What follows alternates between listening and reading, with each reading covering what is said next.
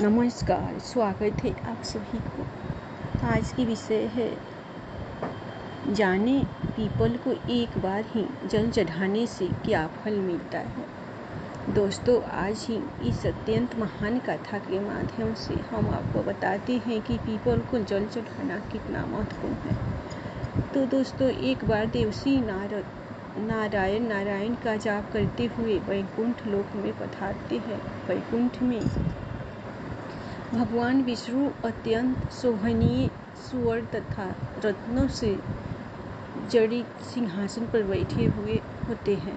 वैकुंठ के द्वार पर सुवर्ण से बने हुए होते हैं। देवर्षि नारद वैकुंठ के द्वारों को पार करते हैं। जिस स्थान पर भगवान विष्णु बैठे हुए होते हैं वहां पर पहुंच जाते हैं और भगवान विष्णु को प्रणाम करते हैं। देवर्षि नारद को देखकर भगवान विष्णु कहने लगते हैं, हे देवर्षि, आइए, वैकुंठ में आपका स्वागत है। देवर्षि नारद प्रसन्नता से भगवान विष्णु को बारंबार प्रणाम करते हुए कहते हैं, हे सृष्टि के पालक, संसार का संचालन करने वाले जनार्दन, समस्त भूतों में आप ही का नाम है। तीनों लोकों में आप ही की माया फैली हुई है। आपके चरणों में कोटि कोटि नमन।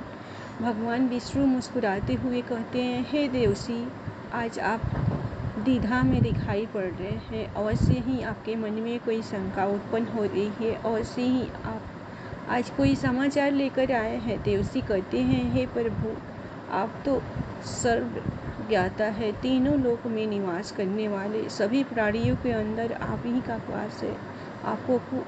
आपसे कुछ भी छिपा हुआ नहीं है। प्रभु, मैं आज वैकुंठ किस कारण से आया हूँ यह भी आप भली भांति जानते हैं और यह भी जानते हैं कि मैं किस कारण से चिंतित हूँ। भगवान विष्णु कहते हैं, हे देवर्षि, मैं जानता हूँ कि आप चिंता में क्यों हैं और आपकी इस अवस्था को मैं समझता हूँ।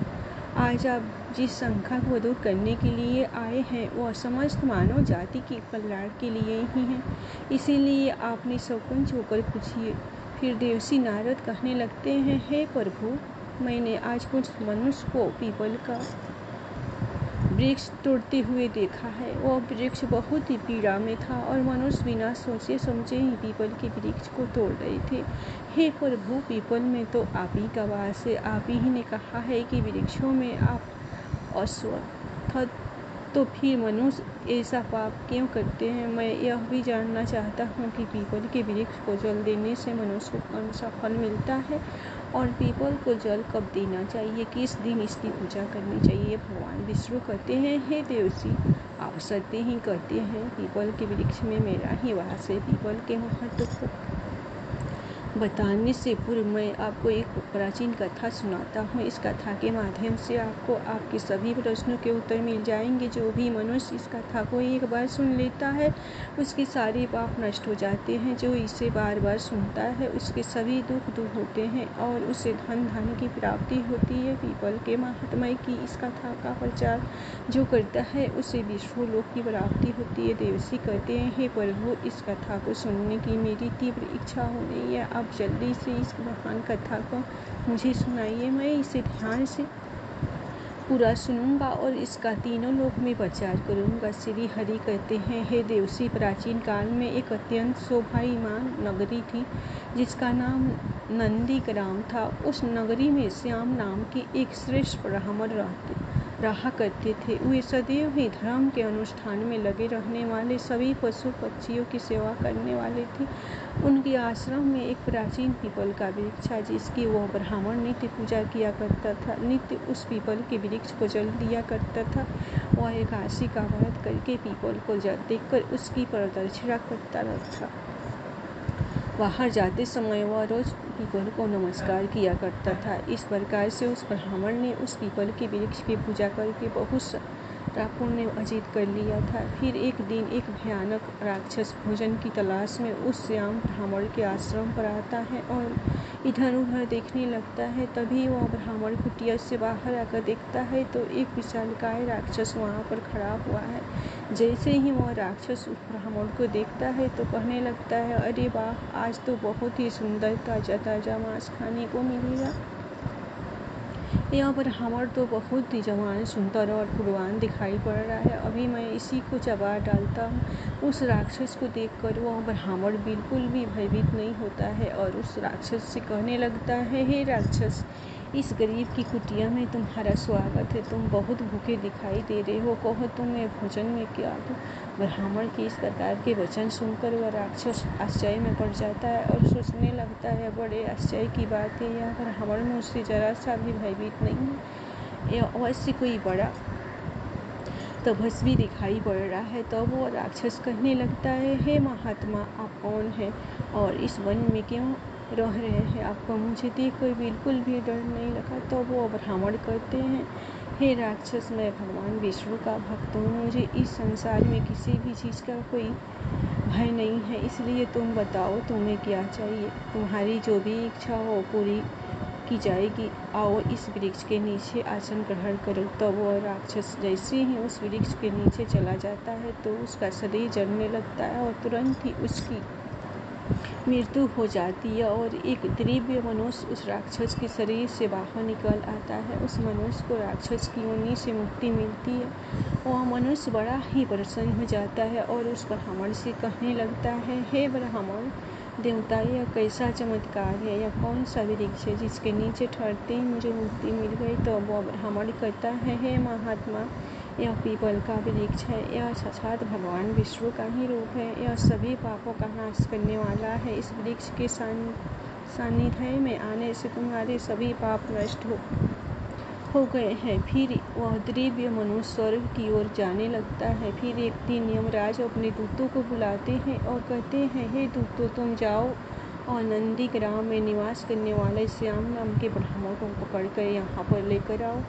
यमराज का आदेश पाकर वे दूत यमलोक से धरती पर आते हैं। उस ब्राह्मण को जीवित ही पकड़कर यमलोक ले जाने लगते हैं। रास्ते में महात्मा श्याम उन दूतों से कहने लगते हैं, हे दूतों, तुम यह क्या कर रहे हो? मेरी तो मृत्यु भी नहीं हुई है और तुम मुझे पकड़कर यमलोक लेकर क्यों जा रहे हो? फिर वे यमदूत कहने लगते हैं, अरे ब्राह्मण, तू चुपचाप हमारे साथ चल। खुद यमराज ने हमें तुझे उठाकर लाने का आदेश दिया है। पता नहीं तूने ऐसा कौन सा भयंकर अपराध किया है। हम भी जानना चाहता हैं कि तूने कौन सा पाप किया है। फिर वह ब्राह्मण शांत रखकर उन यमदूतों के साथ यमलोक जाने लगते हैं। यम के दूतों को भी बड़ा आश्चर्य होता है।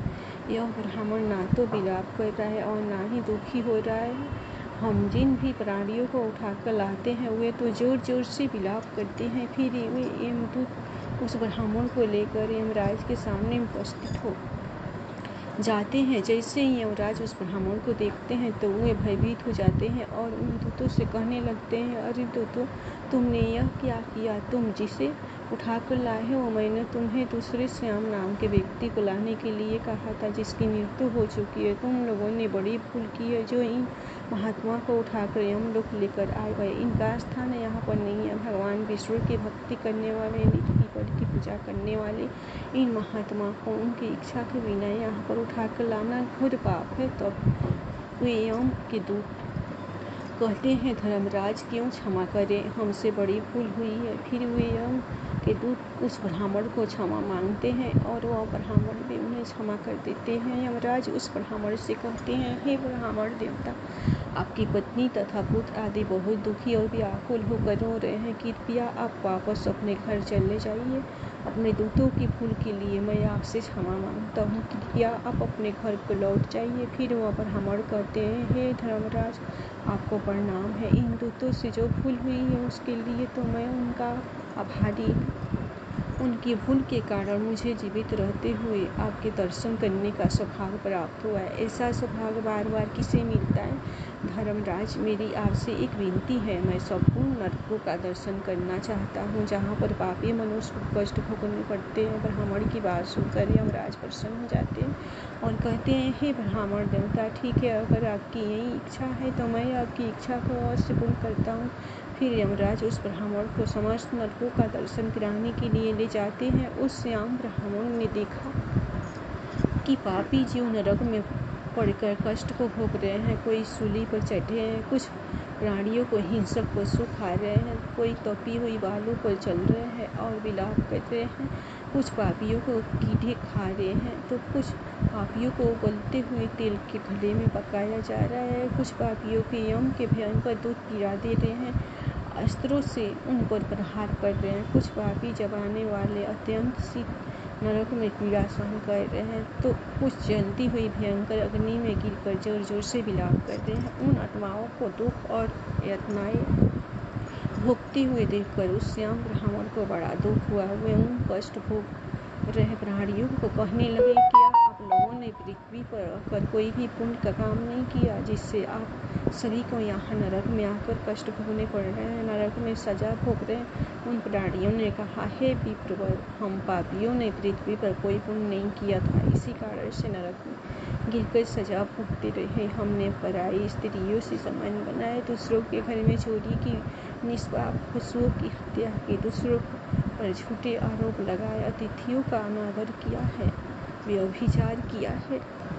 ऐसे अनेक पापों के कारण हम सभी नरक की अग्नि में दग्ध हो रहे हैं। हमने प्यासी गायों की बावली को तोड़ा है, दान धर्म करने वाले लोगों को लूटा है। हमने कभी व्रत अनुष्ठान नहीं किया, अपनी स्त्रियों का त्याग कर दिया। हमने अपने मित्रों के साथ दंगा किया है तथा झूठी गवाही देकर अनेक निष्पाप लोगों को फंसाया है। इन सभी घोर पापों के कारण हम नरक की सजा भुगत रहे हैं। फिर ने उस ब्राह्मण ने कहा, क्या आप लोगों ने कभी भगवान विष्णु का एक बार भी पूजन नहीं किया? इसी कारण से आप लोगों की ऐसी भयानक दशा हो गई है। जो मनुष्य पृथ्वी लोक पर रहकर भगवान विष्णु का पूजन करता है उसकी ऐसी दुर्गति कभी नहीं होती, उन्हें मोक्ष मिल जाता है। आप लोगों ने कभी श्री हरि के चरणों में मस्तक नहीं झुकाया, इसी कारण आपको नरक की प्राप्ति हुई है। आप लोगों ने कभी पीपल को जल नहीं चढ़ाया, पीपल को जल चढ़ाने से जन्म जन्मों के पाप नष्ट होते हैं। फिर वे नारकीय जीव कहने लगते हैं, हे ब्राह्मण देवता, हमारा अंतःकरण अपवित्र है, हम अपने पापों से भयंकर दुख भोग रहे हैं। नरक की अग्नि से हमारा शरीर जल रहा था, किंतु जो हवा आपके शरीर को छूकर हमारी ओर बह रही है वह हवा हमें आनंद प्रदान करती है। हमारे कष्ट कम हो गए हैं, नरक की अग्नि से हमें कष्ट नहीं हो रहा है। धर्मात्मा, कृपया आप कुछ देर तक यहाँ पर ठहरे जिससे हम लोगों को कुछ क्षणों के लिए सुख मिल सके। हम अनेक वर्षों से निरंतर कष्ट भोग रहे हैं, हमारा अंग अंग जल रहा था। हे ब्राह्मण देवता, आपके दर्शन करने से ही हमें संतोष हो रहा है, कृपया आप हम पापियों पर थोड़ी दया कीजिए। फिर यमराज कहते हैं, हे धर्मात्मा, अब आपने नरक देख लिया है, अब आप अपने घर को लौट जाइए। आपकी पत्नी शोक में डूबकर रो रही है। वह ब्राह्मण बोलता है, हे धर्मराज, इन पापियों को दुख में देखकर मैं कैसे चला जाऊं? इनकी दुख भरी आवाज़ कानों में पड़ती है तो मुझे बहुत दुख हो रहा है। आपके यमदूतों के द्वारा मार खाकर अग्नि की ज्वालियों में गिरे हुए इन नारकीय जीवों की यह दयनीय पुकार सुनिए। इन जीवों के मुख से निकाली हुई ध्वनि मुझे सुनाई दे रही है। हाय, मुझे बचाओ, मेरी रक्षा करो। मैं समस्त भूतों के विराजित भगवान विष्णु की आराधना करता हूँ। यदि मैं इन दुखी प्राणियों को दुर्लभ कर दूं तो मेरा जीवन व्यर्थ हो जाएगा। यमराज कहने लगते हैं, हे ब्राह्मण श्रेष्ठ, आपको इन पापियों की चिंता नहीं करनी चाहिए, यह सभी अपने कर्मों का फल भुगत रहे हैं। ईश्वर ने ही इसके लिए इस दंड का प्रावधान किया है ताकि इनकी आत्मा की शुद्धि हो सके। आप इनके लिए कुछ भी नहीं कर सकते, इन्हें नरक की सजा भुगतनी ही पड़ती है। लेकिन फिर भी वह ब्राह्मण नहीं माना और उसने उन नरकीय जीवों को मुक्ति दिलाने के लिए भगवान विष्णु से प्रार्थना करना शुरू कर दिया। वह भगवान विष्णु से प्रार्थना करते हुए कहने लगा, हे प्रभु, मैंने सच्चे मन से आपकी आराधना की है, हर क्षण आप ही के नाम का जाप किया है। मैंने अपना संपूर्ण जीवन केवल आप ही की भक्ति में ही समर्पित किया है। मैं अपना सारा पुण्य इस पापी आत्माओं को दे देता हूँ। आप इन्हें कष्ट से मुक्त कीजिए, इन्हें नरक की यातना से मुक्त कीजिए। हे कृष्ण, हे जगन्नाथ, हे विष्णु, यहाँ इस नरक में पड़े हुए यातनाओं को भोग रहे जीवों की रक्षा कीजिए। श्याम ब्राह्मण के द्वारा इतना कहते ही उस नरक के जीवों को तुरंत कष्ट मुक्ति मिल गई और सभी नरक को छोड़कर स्वर्ग में जाने लगे। सभी नरक के जीव कहने लगे, हे ब्राह्मण, आपकी सदा जय हो, आपकी कृपा से हम पापियों को मुक्ति मिली है। इस प्रकार से गुणगान करते हुए वे सभी नरक के प्राणी स्वर्ग की ओर जाने लगे, किंतु उनमें से कुछ जीव अभी भी उस नरक में ही कष्ट भोगने लगे, उनको मुक्ति नहीं मिली। इस अद्भुत चमत्कार को देखकर यमराज आश्चर्य में पड़ गए। यमराज सोचने लगे, यह तो असंभव है, कौन से पुण्य के प्रभाव से इस ब्राह्मण ने इन नरक के प्राणियों को मुक्ति दिलाई है। फिर उस स्थान पर भगवान विष्णु प्रकट होते हैं। वह ब्राह्मण और यमराज भगवान विष्णु को नमस्कार करते हैं। यमराज भगवान विष्णु से पूछने लगते हैं, हे प्रभु, इस ब्राह्मण ने ऐसा कौन सा पुण्य किया है जो एक ही बार में इसने इतने सारे नरक के प्राणियों को मुक्ति दिलाई है, और किस पाप के कारण यहाँ नरक के जीव अभी भी राजा सजा भुगत रहे हैं। तब भगवान विष्णु कहते हैं, हे धर्मराज, इस ब्राह्मण ने पीपल के वृक्ष को नित्य जल दिया, उस वृक्ष को पूजन किया, इसी कारण से यह इतना बड़ा पूर्ण आत्मा बन गया है कि इसमें नरक के जीवों को मुक्ति दिलाने का सामर्थ्य आ गया। यह जो अन्य जीव अभी भी नरक में कष्ट भोग रहे हैं, इन मनुष्य ने अपने पूर्व जन्म में पीपल के वृक्ष तोड़े हैं, इसी कारण से इनकी मुक्ति नहीं हो पाई। जो मनुष्य पीपल को केवल एक बार जल देता है, वह कभी नरक में नहीं जाता। उसके अंदर इतना सामर्थ्य आ जाता है कि वह अन्य पापी जनों के पाप भी नष्ट कर डालता है। उसके सानिध्य में आने वाले घोर पापी भी पाप से मुक्त हो जाते हैं। इतना कहकर भगवान विष्णु उस स्थान से अंत ध्यान हो जाते हैं। फिर यमराज उस ब्राह्मण को वरदान देते हुए कहते हैं, हे महात्मा, आप धन्य हो, आप पृथ्वी पर सदा निवास करो, आपको मुझ से कोई भय नहीं होगा। जो भी मनुष्य आपके सानिध्य में रहेगा, उसे भी कभी नरक की प्राप्ति नहीं होगी, उनकी कभी अकाल मृत्यु नहीं होगी। इस प्रकार से यमराज ने उस श्याम ब्राह्मण को वरदान दिया। इस ब्राह्मण ने यमराज को नमस्कार किया और पृथ्वी को लौट आए और पहले की तरह नित्य भगवान विष्णु का पूजन करने लगे और पीपल को जल चढ़ाने लगे। भगवान विष्णु नारद से कहते हैं, हे नारद, इस प्रकार से मैंने तुम्हें पीपल को जल देने का महात्म्य कथा सुना दिया। जो भी मनुष्य श्याम की इस कथा को सुनता है, उसके समस्त पापों का नाश हो जाता है। तो दोस्तों, इस प्रकार से भगवान विष्णु ने पीपल को जल देने का महत्व महर्षि नारद को सुनाया। आप भी पीपल को जल अवश्य दें। शनि को पीपल के नीचे सरसों के तेल का दीपक अपने पितरों के लिए अवश्य जलाए और प्रत्येक एकादशी के दिन पीपल को जल देकर उस प्रदक्षिणा करें और आपके समस्त दुख कष्ट समाप्त होंगे। मैं आशा करती हूँ कि यह कथा आपको पसंद आई होगी, और यदि इस चैनल धार्मिक ज्ञान पर नए हैं तो चैनल को सब्सक्राइब जरूर कीजिए। वीडियो को लाइक एवं शेयर जरूर करें। धन्यवाद। प्रेम से बोलिए जय कृष्ण, जय श्री हरि।